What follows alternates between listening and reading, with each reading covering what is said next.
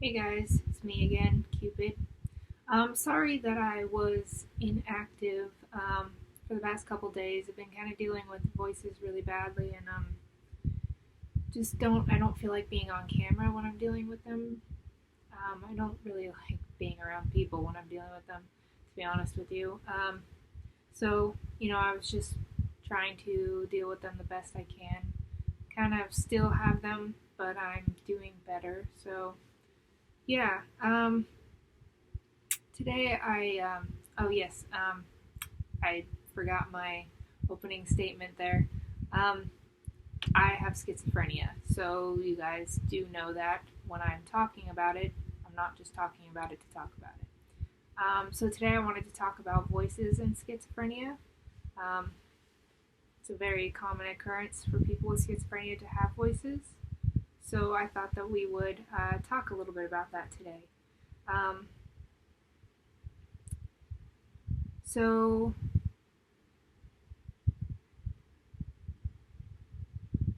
So, auditory hallucinations or hearing voices is a common symptom in people living with schizophrenia. In fact, an estimated 70 to 80% of people with schizophrenia hear voices. Okay, so most frequently they are auditory, often in the form of voices. Hearing voices is so common in schizophrenia that it is often used as a principal indicator of schizophrenia as a diagnosis. These voices can call your name, argue with you, threaten you, come from inside your head or via outside sources, and can begin suddenly and grow stronger over time. I have ones that come out of things. They talk to me from like the TV or from my music, or I'll sometimes randomly hear someone, like, whether it be in a crowd saying something to me, or when other people are talking, or even when nobody's talking. I can hear them talking to me.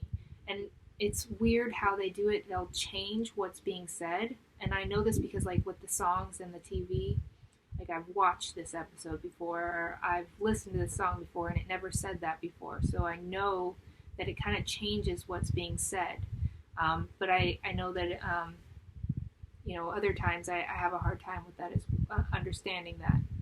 Um, but then there's times um, where it's kind of like inside my head, where it's like I can hear them and they're talking, and um, they kind of sound like whispers all the time. So that can be when nobody's talking at all. People living with other mental illnesses, including bipolar disorder, borderline personality disorder, major depressive disorder, post traumatic stress disorder, and schizoaffective disorder, also experience hearing voices. Auditory perceptual illusions are not as uncommon as we once thought. In fact, up to 10% of the general population have had the experience of hearing one's name called, especially during the twilight times of falling asleep or waking up. And that's not just people with schizophrenia or any of those diagnoses. Um, Many times the voices can start gradually and are often described as vague or fleeting impression of hearing your name called or people talking about you. For example, someone just called my name, or people were talking in the hallway and I thought I heard something, but then I am not sure. Um, so, certain things that you guys can hear, or that people with schizophrenia can hear: repetitive screeching sounds, or any type of repetitive sounds, painfully loud thumping music themes, voices of people blasting mean orders or comments, people talking about you as if you were not even present. I have that all the time, where like, I'll say something, I'll do something, and then later on I'll hear them talking about me, about what I said, what about what I did. It'll be certain things like that, or even they'll just be randomly talking about me, like people that I know just talking about me as if I'm not there, and I can hear them talking about me. Happens all the time. Actually, that's one of the most common ones that I have at this point in time.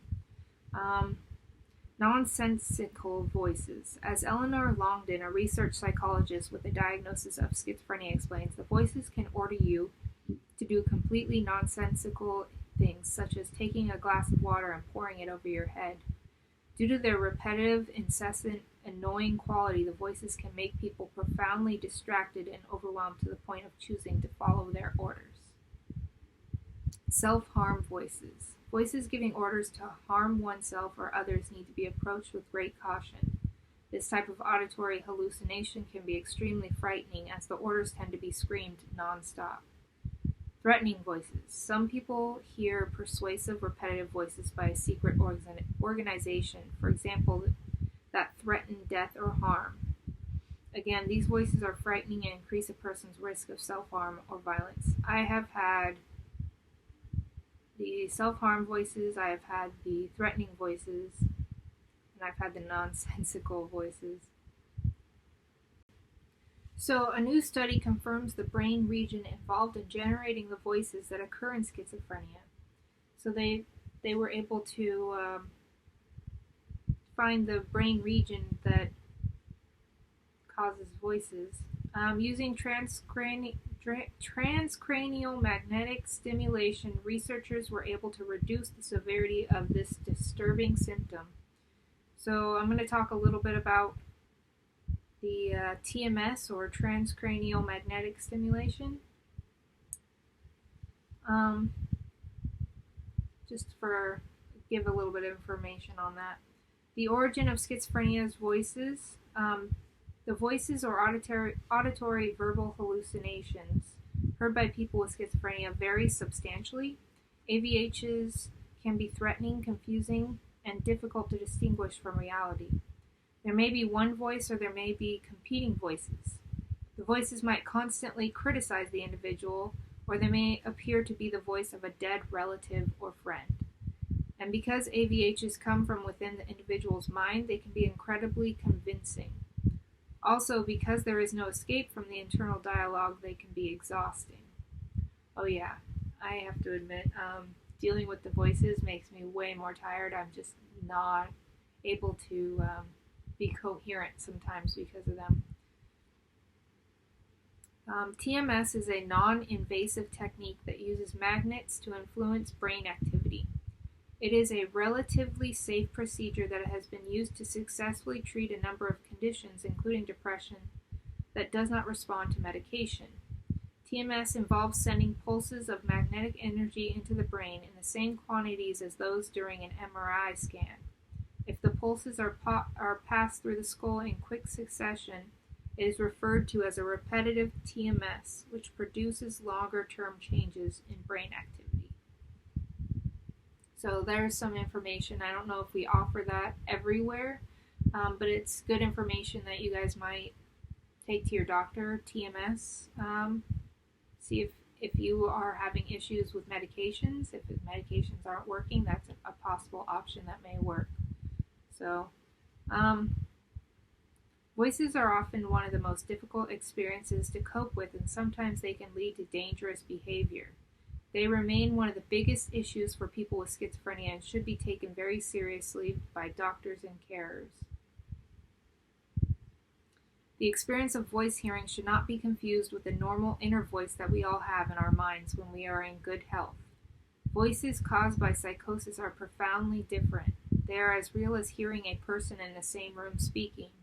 And indeed, research carried out by scientists has shown that the parts of the brain that are activated by hearing real speech or detecting speech and generating language are also active when voice hearers hear the voices coming from inside their heads. For some people, the voices will be clear to hear, whereas for others, they may appear as a constant mumbling in the background. Sometimes only one voice will be heard, but other people may hear a number of different voices at the same time. I actually have had crowds at certain times where there's a lot of people talking, and I just can't hear anything. I'm just filled with voices. It's like walking into an actual crowd, unable to speak to the person next to you or hear what's going on because you have so much that you're hearing. So here's a little bit of information that I'm going to give you guys for people who don't have schizophrenia but are taking care of people who do have schizophrenia. I know that it can be difficult to understand what we're going through, so I wanted to give a little bit of information that may help you to understand this person a lot better. So what do the voices say?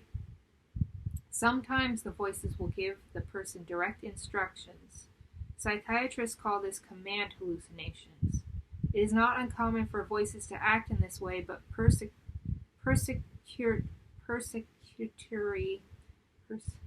I can't say that word, I'm sorry. Persecutory, I'm reading it and I know how to say it, and I'm like, persecutory,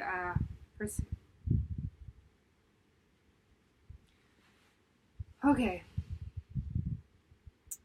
Voices may also be constantly critical of the person, sometimes ridiculing them or criticizing them in very brutal ways.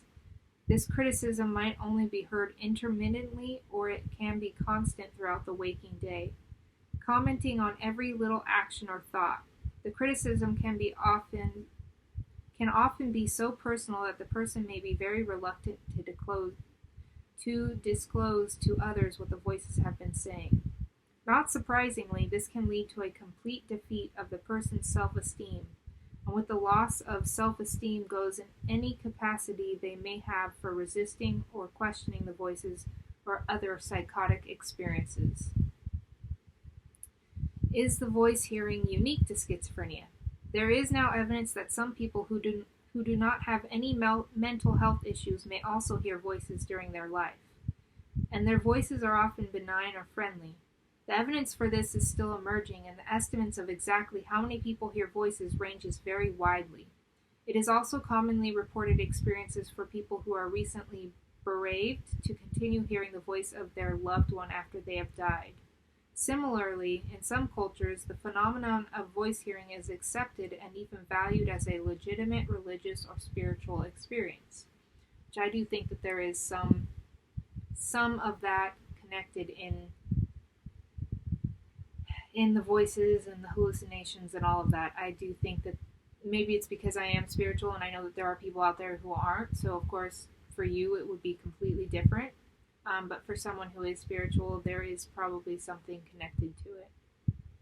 Auditory hallucinations can also result from a range of physical conditions such as head injuries and some infections. It is therefore important for doctors to eliminate this as a cause in the diagnosis process.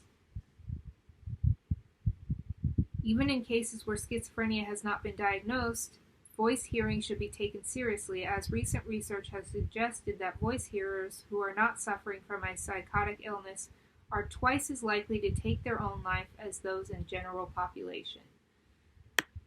We must be very clear that whatever the experience of voice hearing is in the general population, the experience of voice hearing for people with schizophrenia is more often than not far from pleasant.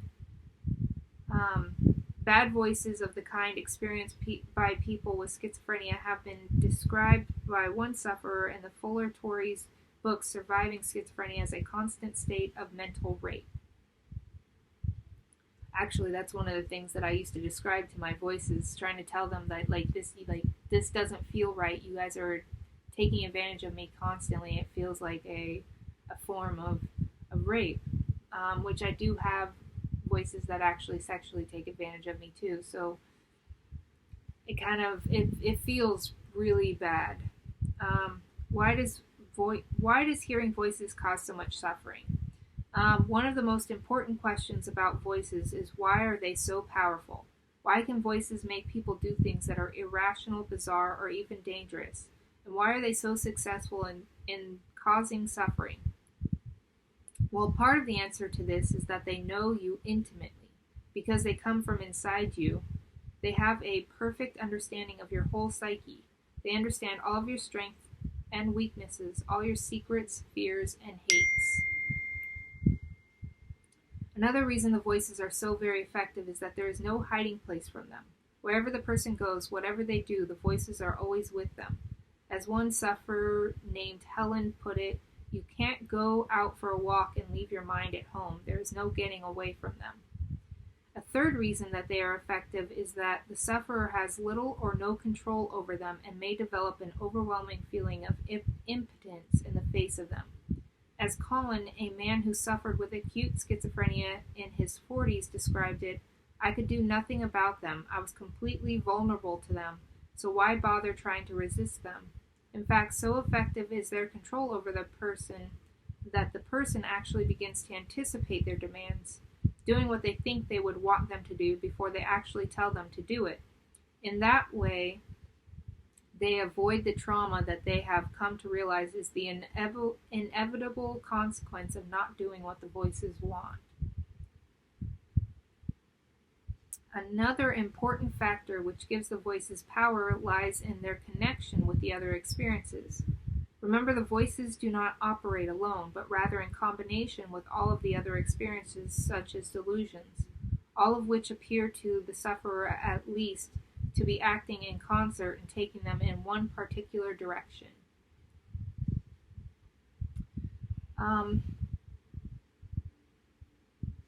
So I think that's all that I have for today as far as voices go. I do want to do some of these videos already that I've done. I want to talk about these things again in different formats. I also want to try and talk about voices again in a different format. If there's anything you guys want to tell me, like any voices that you guys are hearing, what they are saying, what they do, how they make you feel, how they get control over you, any things like that, leave me a comment down below.